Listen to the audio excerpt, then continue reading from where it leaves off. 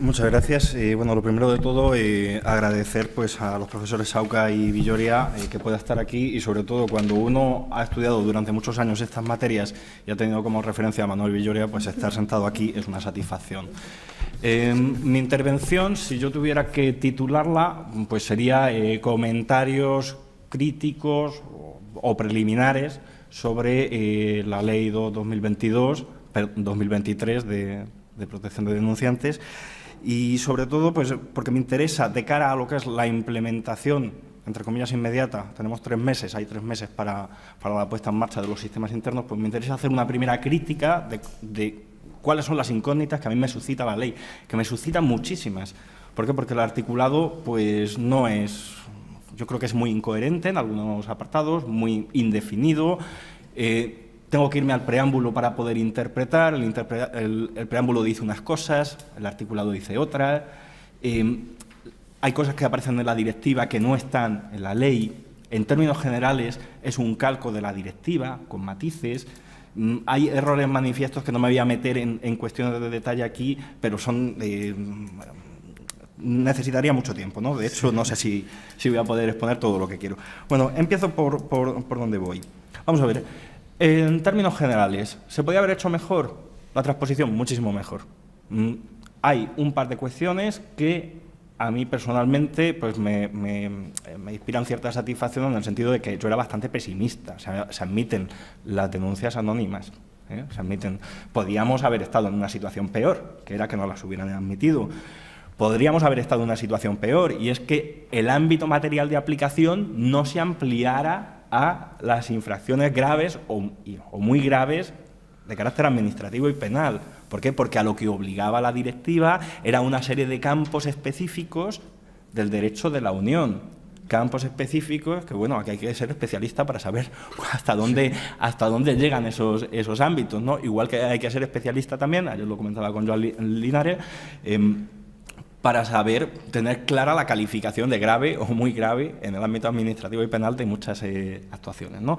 Por tanto, aquí lo primero la primera crítica es que hay una dificultad importante para inferir el ámbito material de aplicación de la ley.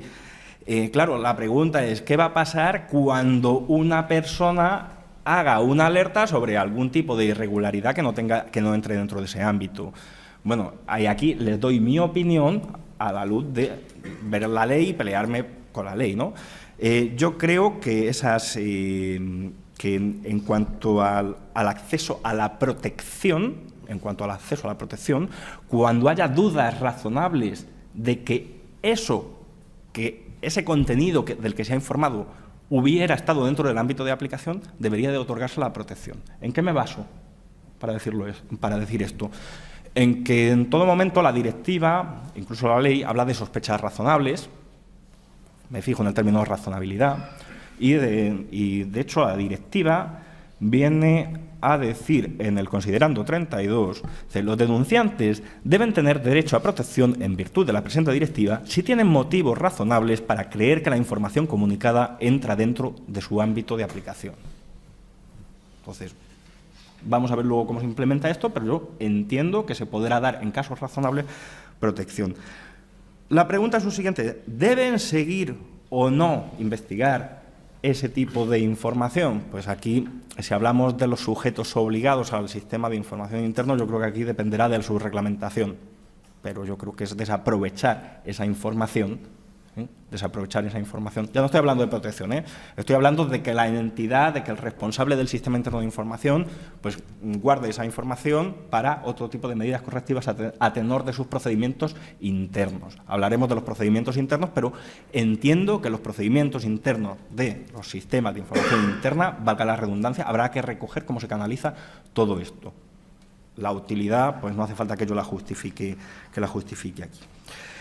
Más cuestiones con relación al ámbito de aplicación material, pues decir que, bueno, es un jadeo, hablando en términos coloquiales, porque vuelvo a decir que hay legislación que es concurrente al mismo tiempo, la Ley 2023, con regímenes específicos. Hay regímenes específicos únicos Escribía un artículo creo que fue ayer o antes de ayer, si no me equivoco, la Fundación Hay Derecho Severiano Fernández Ramos, hablando de este tema, y cuando uno empieza a leer y lleva 2 o 3 párrafos, dice, bueno, esto no hay aquí por ciencia infusa, pues tendremos que saber lo que entra y lo que no entra. Me voy al ámbito de aplicación personal. El ámbito de aplicación personal distingue entre el informador y entre el protegido, aunque dentro de los protegidos está el informador. ¿Y esto por qué? Pues porque también se protege a familiares, a personas que tienen relación con el informante. Aquí quiero irme a algunas cuestiones, ¿no? Y es, siempre que hablamos de informador, se habla del informador como persona que conoce la información en un ámbito laboral. Esto era una de las peticiones que había, es que se abrieran los canales para que cualquier persona pudiera emitir una alerta como ciudadano, pues a imitación de lo que tienen nuestros colegas en Cataluña, en la Comunidad Valenciana, que admiten denuncias de cualquier persona. Bueno, de la lectura de la ley, incluso de la directiva previamente, pues nosotros podíamos pensar que todo este sistema es para recibir alertas solamente de personas que tengan una relación laboral con una organización y que hayan conocido esta información aquí. Bueno, pues yo he encontrado 2 puertas de atrás en la ley, para que cualquier persona pueda emitir alertas. Y este es mi razonamiento, que puedo estar equivocado. El primero de ellos deriva de los canales, del diseño específico de los canales. Los canales requieren 2 características que los condicionan absolutamente. Primero, el informador puede ser un extrabajador, un candidato a un puesto de trabajo. Es decir, estamos dando por supuesto de que van a ser personas ajenas a la organización, que no tienen por qué estar en la organización en ese momento. Consecuencia 1, si están bien diseñados, otra cosa es que estén diseñados de otra forma, ¿no? Pero si están bien diseñados, serán accesibles desde fuera de la organización. Primera cosa. Segunda cosa, los canales deben permitir el anonimato. Deben permitir el anonimato. Por tanto, acceder desde afuera y yo no tengo que decir el tipo de relación que tengo con esa organización. Consecuencia, esto es muy optimista, ¿no? Pero, consecuencia, voy a poder emitir una alerta. Doy por hecho de que si aprovecho esa puerta de atrás, yo no me voy a poder acoger a la protección, pero voy a poder emitir la alerta, que es, yo creo, un tema muy interesante. Primera puerta de atrás. Segunda puerta de atrás, o complementaria, el canal externo. Canal externo dependiente de la autoridad, que es el que nos interesa especialmente, desde el punto de vista de que la ciudadanía pueda emitir alertas. No hay una causa de inadmisión específica relativa a la relación de la persona no hay una causa de inadmisión conforme a lo dispuesto en el ámbito de aplicación personal. Es decir, no dice nada de esa vinculación o de ese conocimiento de la información en el contexto laboral. Habla de toda persona física podrá informar, y aunque sí es cierto que en el preámbulo de la ley se dice que podrán informar a aquellos que tengan algún tipo de relación laboral, el hecho es que, insisto en esta idea, no hay una causa de inadmisión específica. Por tanto, si alguien lo hace de manera anónima, lo lógico, lo normal es que siga el curso. Y si yo lo estoy haciendo anónimo, ¿qué van a hacer? ¿Preguntarme qué tipo de relación tengo? No, yo creo que eso no sería viable. Bueno, algunas cosas más que quiero destacar. Referente a la protección de personas jurídicas, o las personas jurídicas como objeto de protección, sí es cierto que cuando hay algún tipo de vinculación de la persona con personas jurídicas, porque participen en el capital de la empresa, etcétera, pues sí dice la norma de que va a haber protección. Luego en las medidas de protección no se dice absolutamente nada de esta cuestión, o no se dice nada de esta, o sea, no hay referencias específicas luego en el título correspondiente a las medidas de protección. Igual que tampoco se habla de cómo se va a proteger a los periodistas en el marco de una difusión pública, de afuera de lo que es el sistema interno. Entonces, con independencia de esto, lo que quería decir con relación a las personas jurídicas como objeto de protección es que yo entiendo que cuando se haga de motu propio una alerta por alguien en el seno de una organización, la podrá hacer igualmente como persona física, aunque en realidad pues quiera ser o esté ejerciendo de facto como el representante de, por ejemplo, un sindicato, por ejemplo. Luego me queda un poco pues ese mal sabor de boca, ¿no?, de que no se hayan incluido los intermediarios. Sin embargo, los intermediarios sí deberían de ser objeto de protección en el caso de difusión pública, esa vía que es de dar a conocer a través de los medios de comunicación, entre otras cosas porque hay, la directiva lo dice. La directiva dice específicamente en uno de los considerandos, que es el considerando 45, si no me equivoco, viene a decir que en esos casos se debería de proteger a medios de comunicación o cualquier intermediario. Bueno, ahora mismo hay una proposición de ley en tramitación, proposición de ley orgánica sobre el secreto profesional de los periodistas, pero, vuelvo a decir, yo no he encontrado referencias, no hay referencias específicas de cómo activar esa protección. Se habla de la protección ante listas negras, etcétera, etcétera. No sé cómo voy de tiempo porque me queda todavía un poco. ¿Cómo vamos? ¿Vamos bien?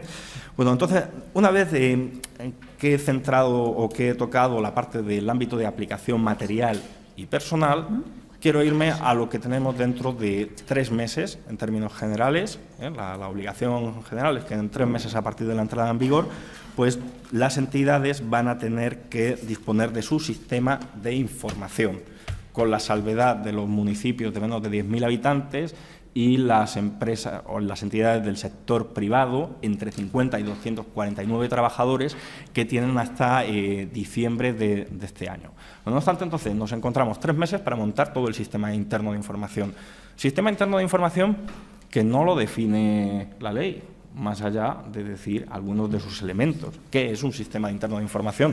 Pues volvemos a la bola de cristal, pues para más o menos saber qué es. Y yo puedo aislar 3 elementos, tiene más, pero uno tiene que tener un responsable, tiene que tener un procedimiento de gestión de la información, básicamente, es decir, cómo vas a manejar la información, qué vas a activar para el seguimiento de la información, y tienes que tener unos canales.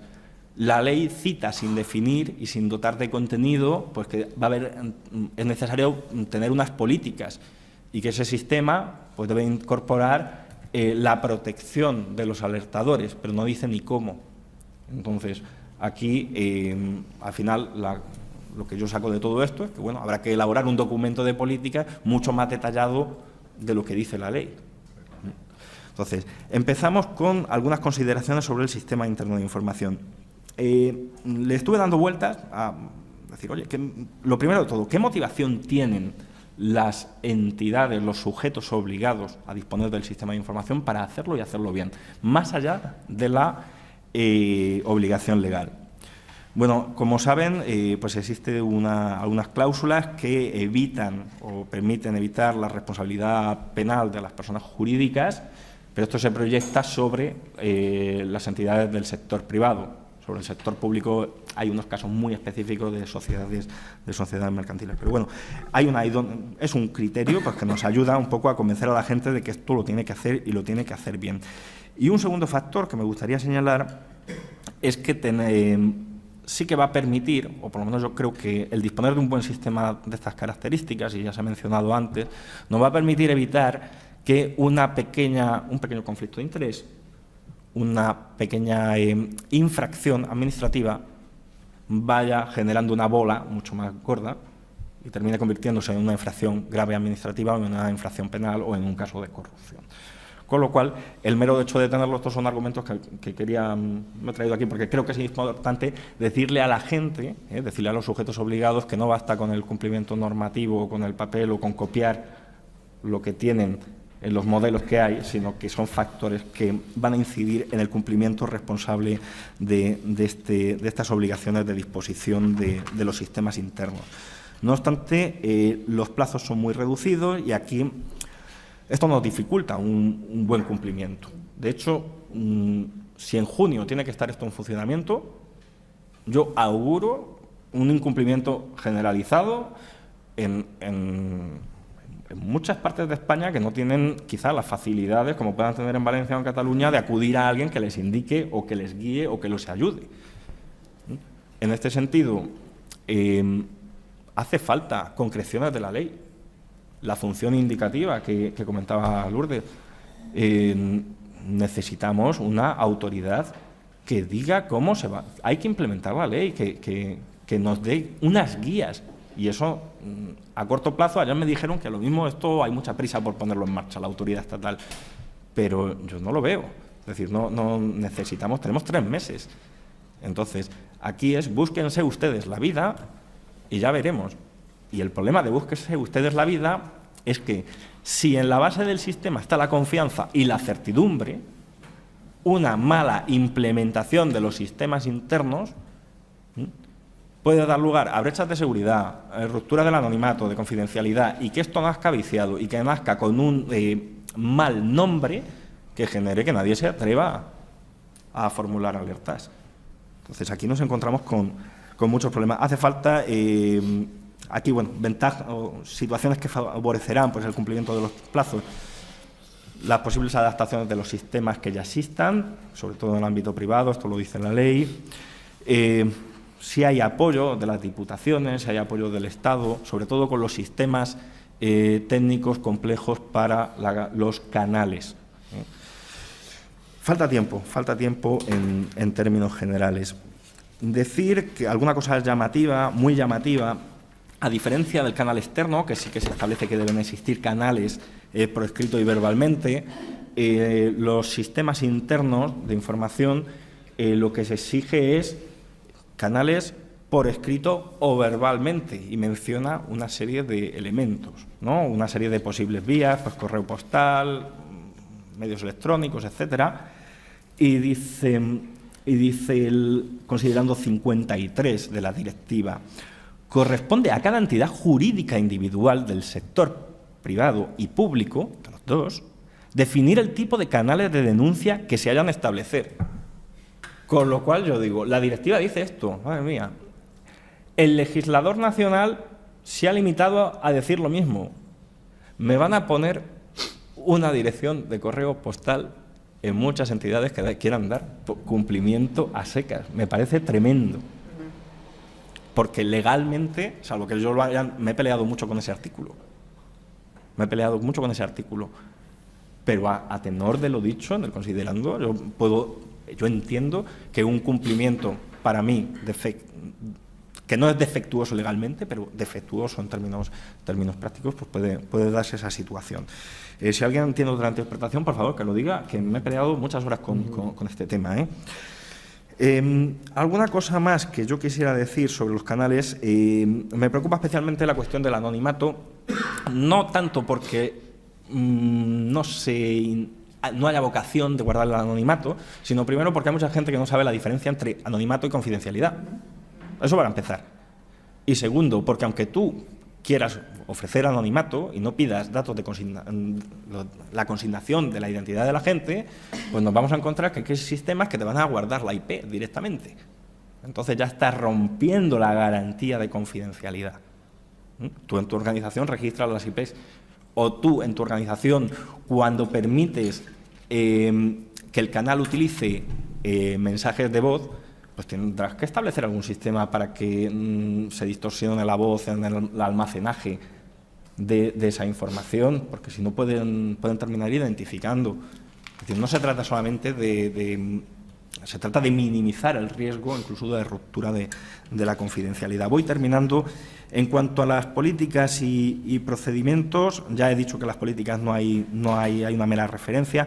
Los procedimientos sí que es cierto que hay algunos contenidos mínimos que deben recoger los procedimientos, pero no hay nada completamente unido o explicado. Es decir, aquí pues otra vez tendremos que improvisar, o tienen que improvisar las entidades.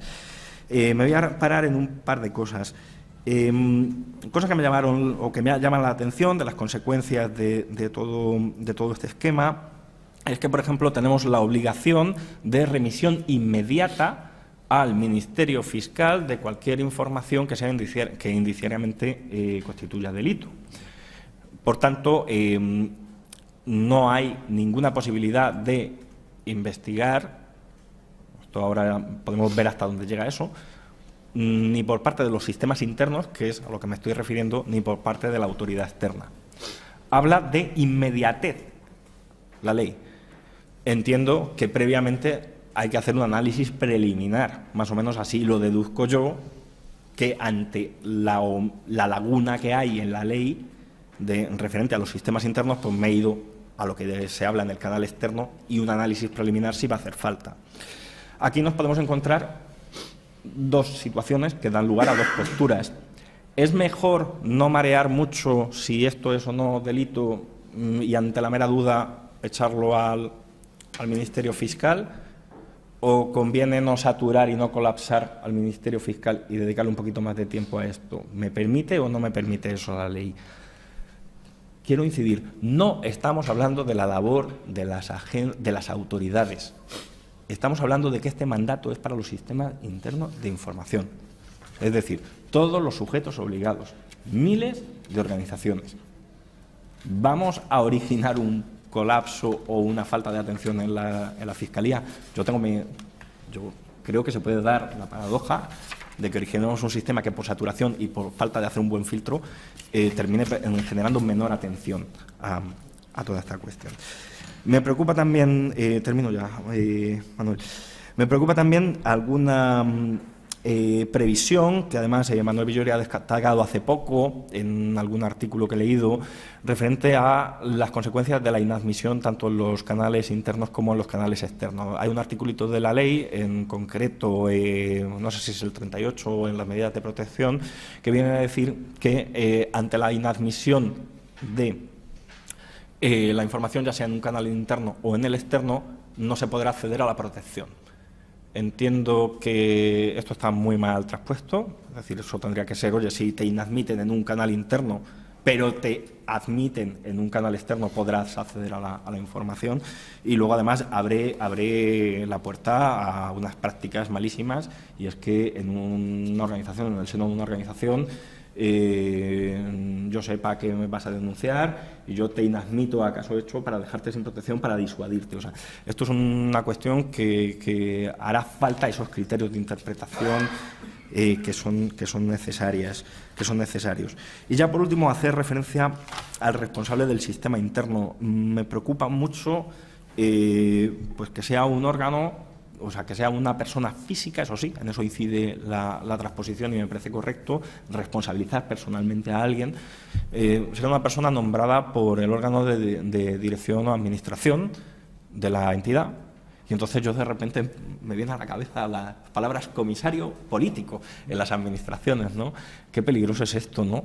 Que de los sistemas internos de información, pues que tengamos ahí una persona que, salvo que haya una regulación clara, clarísima, que se base en méritos o que tenga un procedimiento que selecciona perfiles técnicos, que nos pongan comisarios que se dediquen solamente a minimizar los efectos reputacionales en la organización, que den prioridad a unas cosas u otras que no. Me estoy poniendo en el peor de los casos, ¿no? Sí que es cierto, pues bueno, que hay una serie de responsabilidades administrativas y penales que se podrán exigir al responsable del sistema interno y que todo va a depender de la autoridad estatal, que tiene un artículo, tiene una previsión como infracción muy grave, que es no disponer de los sistemas internos en los términos previstos en la ley, que en función de lo que se empeñe en aplicar este artículo y de manera además ejemplarizante, conseguiremos pues que los sistemas, es decir, que realmente la gente se tome interés por gestionar bien y disponer bien de estos sistemas. Alguna cosa más que hay por ahí, pues está bien que se tenga que justificar los motivos de cese de ese responsable del sistema interno. No lo vamos a quitar porque es incómodo, pero tienes que justificarlo y tienes que comunicarlo a la autoridad externa. Igual que hay que notificar el nombramiento, que por cierto las entidades que ya cumplieran con las previsiones de la ley no pueden notificarlo a ningún sitio, pese a haber una obligación legal de comunicación en el plazo de 10 días, pero como no tenemos autoridad, pues no lo podemos comunicar. Muchas gracias.